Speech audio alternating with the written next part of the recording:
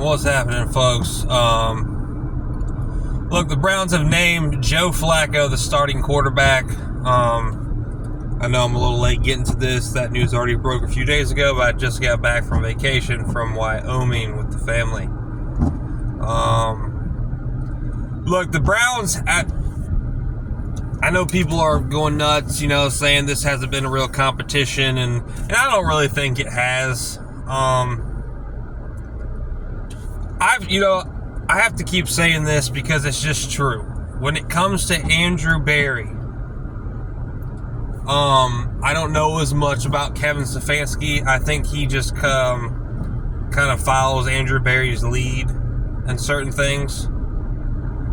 Andrew Berry, combined with Paul DePodesta and their whole Ivy League circle, they put so much stock, and I'm telling you, so much stock into their pre-draft evaluations. They don't pivot from those. They don't adjust from those based on what they see on the field. At least non-quarterback wise, it's years before they give up on those evaluations. Example, David Bell. Yeah, he can catch a ball. He's got pretty good hands. Not the best route runner. Not quick enough. Not big enough for the NFL, if you ask me. Anthony Schwartz. Don't need to explain him. Everybody knows him. Ivan Peoples-Jones. He was at least somewhat productive. Cedric Tillmans, he's towing that line. Well, they're just sticking with him. And there's plenty of other players at other positions. If you're a real Browns fan and you pay attention to the draft picks, you know exactly what I'm talking about.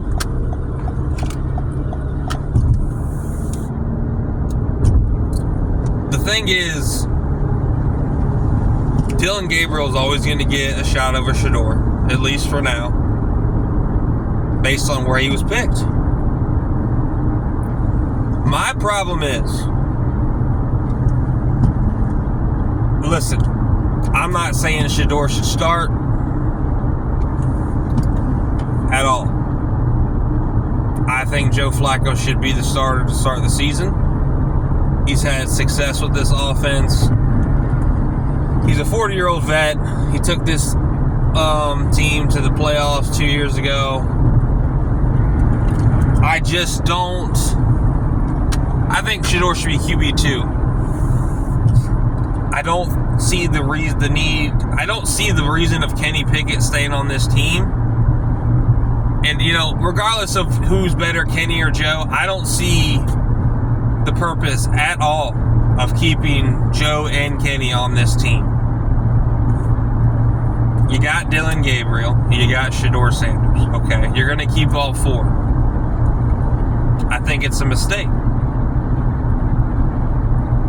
If it was me, I'm shopping. I'm getting rid of Kenny Pickett.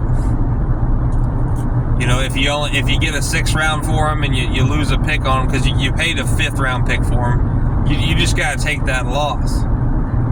You might be able to work out something with the Saints where you can get a 5th round pick back.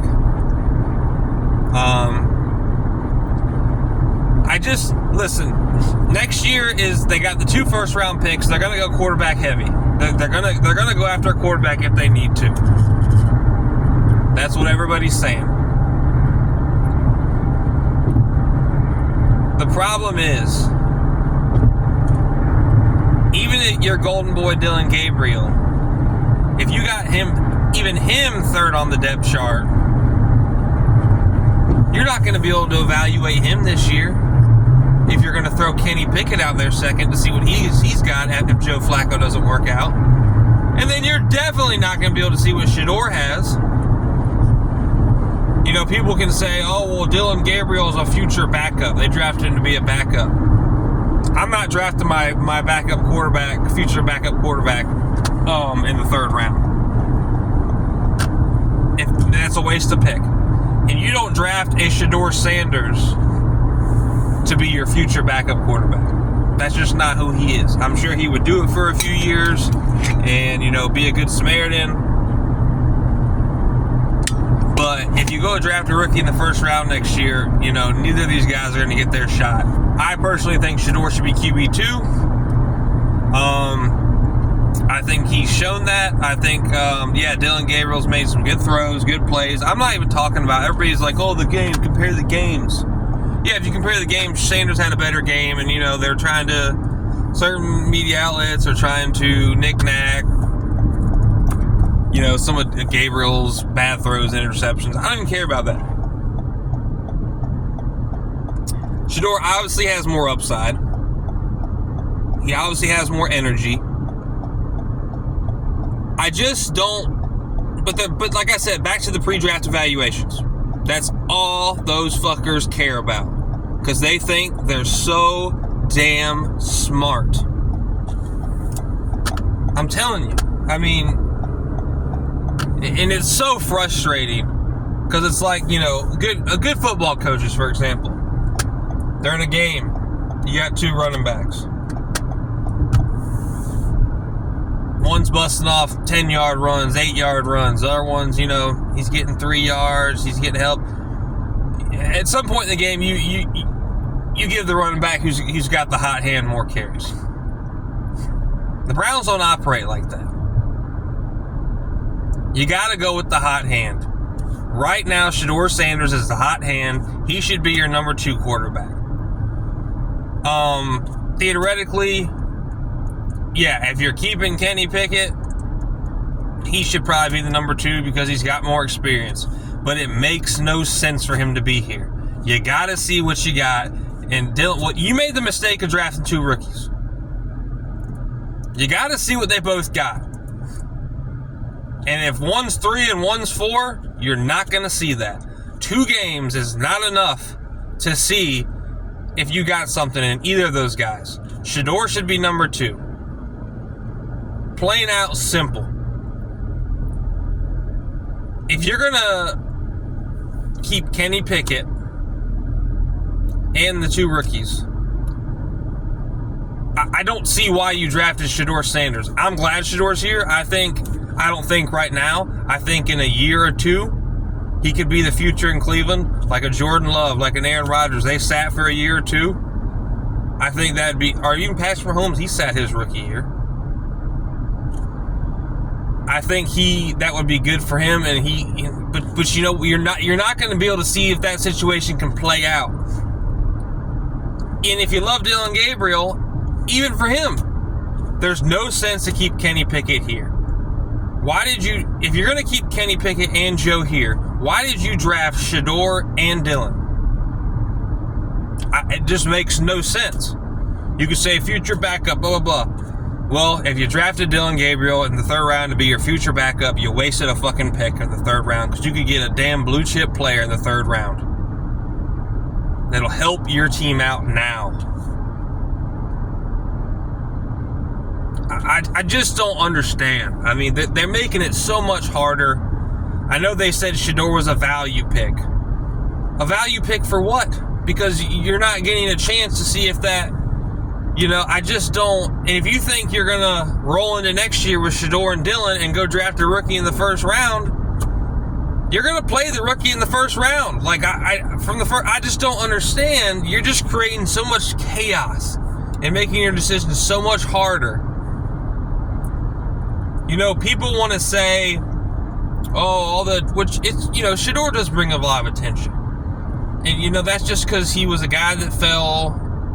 It isn't Shador. He's just a confident guy. It's the guy. It's because he was projected to go 1st, 2nd round, and he fell, and he fell, and he fell. And Mel Kiper had him as his number 1 quarterback. A lot of people just want to know what's going on with him. They want to see him on the field. They want to see if people were wrong for letting him slide. I don't get.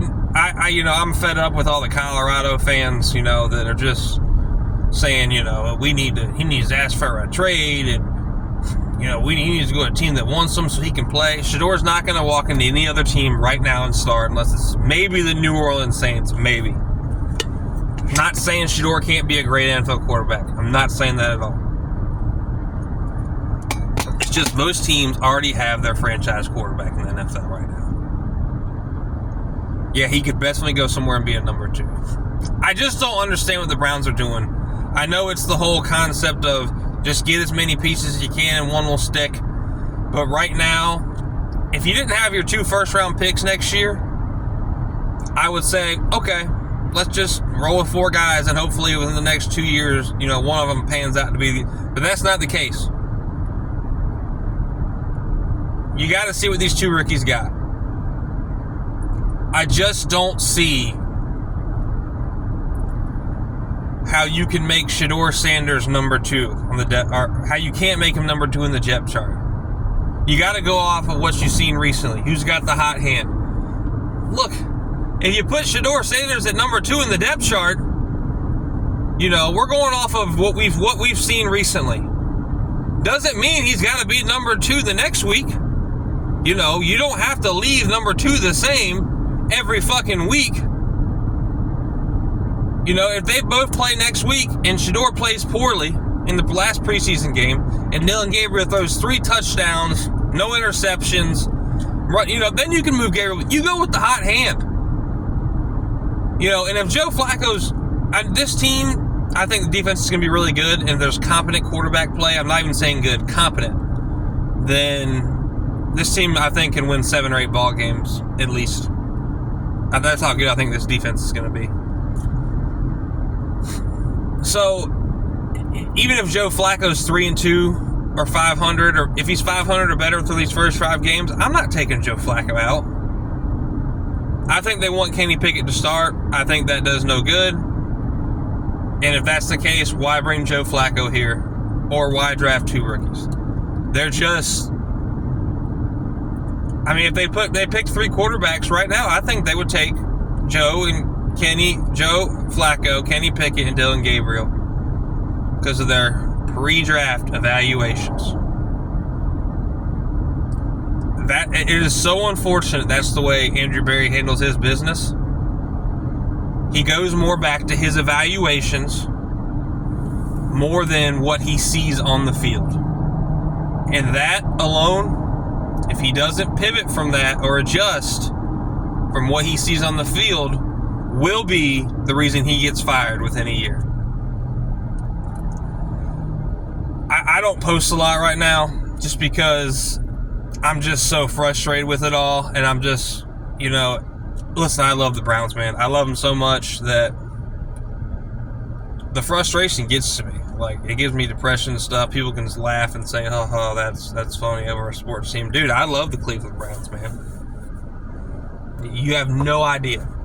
There's a lot of times I wish I didn't, trust me. But I'm so emotionally tied to this team that I just got to get away. And I keep up with what's going on, but I don't have the mindset to make videos right now as much. I really have a lot of faith in Kevin Stefanski. I don't have a lot of faith in Andrew Berry. Just because of the way he sticks to his pre-draft evaluations. I'm going to tell you what, right now, if John Dorsey was the GM of this team, John Dorsey is a why not kind of guy. Let's fucking do it kind of guy.